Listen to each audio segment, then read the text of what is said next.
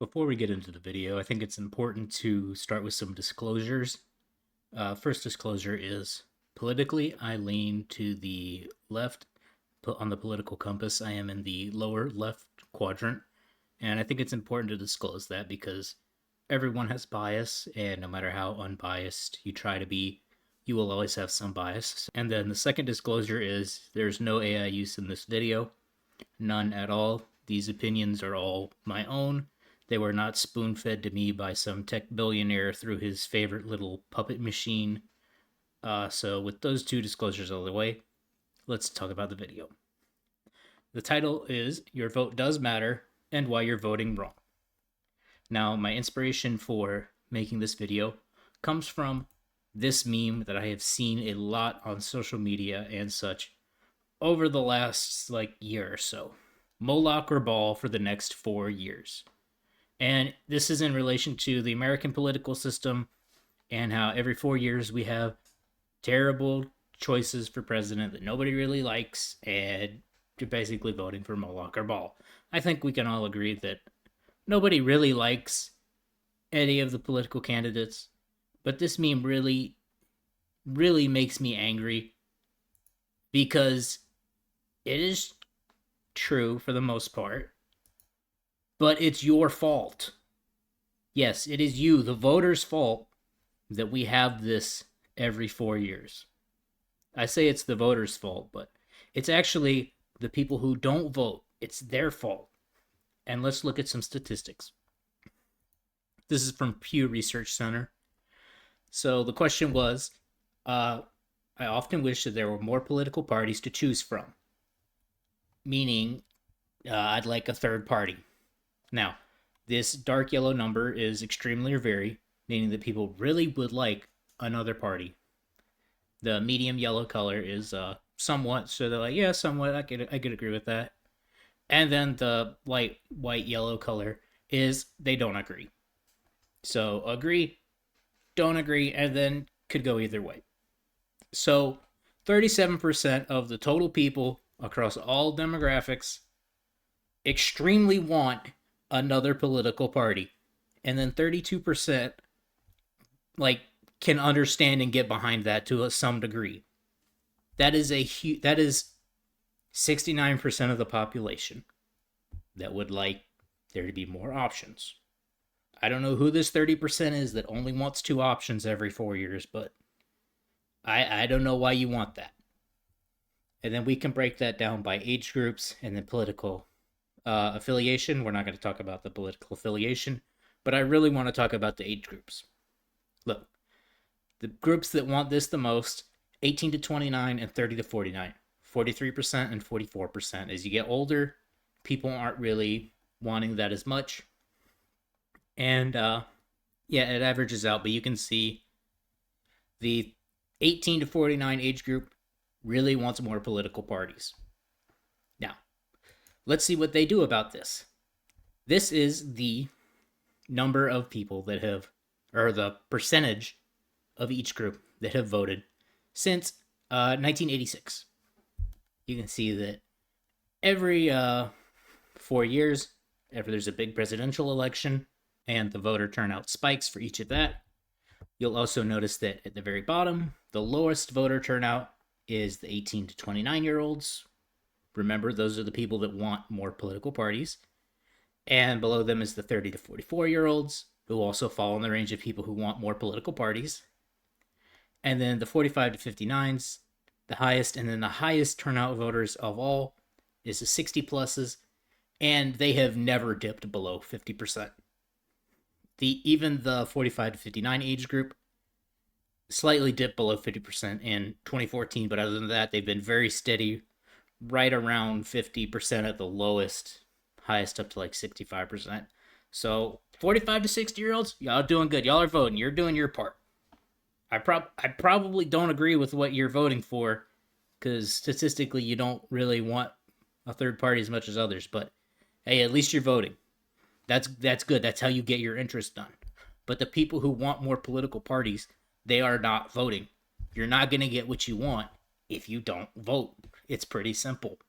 They're not going to appease you if you don't even show up. And this is really the age range that is making these memes, talking about Moloch or Ball for the next 4 years. Well, you don't even show up to vote. They know you're not going to show up, so they're not going to do anything to please you. And the other age groups, they don't care. They like Moloch and Ball. So I don't know what you want. You're going to have to actually vote if you want things to change. So, what's the solution for this other than just voting in general? No. How do we prevent the Moloch and Ball situation? It's with primaries. Primaries are a fun little thing. Each party has them. Now, we only have two parties, except for the joke parties. Of course, nobody takes the Libertarians or Green Party serious in the US. You probably didn't even know the Green Party existed in the US. So you're pretty much stuck with the primaries for the red or the blue parties. So let's look at an example primary and how this thing could turn out. We have 4 candidates that we're going to look at, and we're going to talk about them and how you might want to vote. These are not real policies. These are very extreme joke policies that make a point. So don't take this seriously. All right, first up, our first contender, we have Ball. His policies are taxes for the poor, hunt the homeless for sport, and kick puppies. Very solid policies off the bat. Very clear in what he stands for. Second up, we have Trash Man. His policies are affordable housing, fix the economies, and free puppies for everyone. Very nice and flowery policies. Our third candidate is Clown, a generic clown. His policies are mandatory clown school for everyone, honk honk, and kick puppies. Our last candidate is Guy. His policies are taxes for the poor, affordable housing, and kick puppies, but softly. Now, if you're going to vote in a primary, the first thing you'll normally do is look at these 4 people and decide who you want to vote for. I would venture to guess that the majority of people would probably want Trash Man. But if you would like someone else, then you can vote for them too. Now, if your first instinct is to vote for Trash Man and you want Trash Man to go in, you might go vote for Trash Man. Wrong. That's not what you do. A vote for Trash Man is a vote for Ball, and I will show you why. The next part. Polling. Yes, there is polling for primary elections, the majority of them. If you're in some small district for the House, there might not be any polls out for the primary, but the majority of important elections, there's going to be primary polling. Anyhow, let's look at the polling. Oh, Ball has like almost 50% of the vote. Guy has like 41%, and then Clown and Trash Man have hardly any at less than 10%. A primary poll means they go talk to people in the district that are eligible to vote. They'll pull like 1,000 people and say, who are you planning to vote for? Of those 1,000 people, this is who these people are planning to vote for.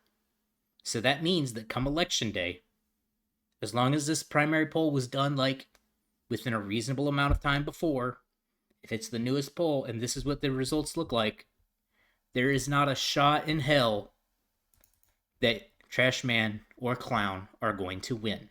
That's not how statistics work. You're not gonna, when you poll people, the swings are not gonna be that huge. There is margin for error, but it's not 40% margin for error. Realistically, the person that's gonna win this is Ball or Guy. That is the actual primary election. So these are the 2 candidates that you will actually choose from. So you need to actually, if you really want to vote and get someone elected, this is who you will vote for. These guys, these are protest votes. A protest vote means you're basically saying, I don't like any of the other options, so I'm going to vote for this. Now, protest votes can be important. It shows that you actually will show up and you won't vote for the status quo. So it is a good indicator that, you know, hey, this demographic is actually showing up in future elections. We need to seriously consider their opinions. So protest votes are important. However, A protest vote also means that you're equally okay with either of the two other guys winning. So don't complain when Ball does something that Guy wouldn't do. Don't complain when Ball wins this and starts kicking puppies extremely hard, because you could have had Guy, who would have kicked puppies softly. And yes, there is a difference, because if you vote for Guy, instead of having Ball versus Moloch the next election, you can have Guy versus Moloch. And one of these drags us in the right direction. One is slightly better than the other, and over time, that adds up. It's called the Overton window shift. So yeah, those are actually how the primary is going to work. The next thing I want to talk about, red or blue, which party should you vote in? And note, the answer is not whichever party you ideally align with overall. That's actually false. Let's look at some more polls.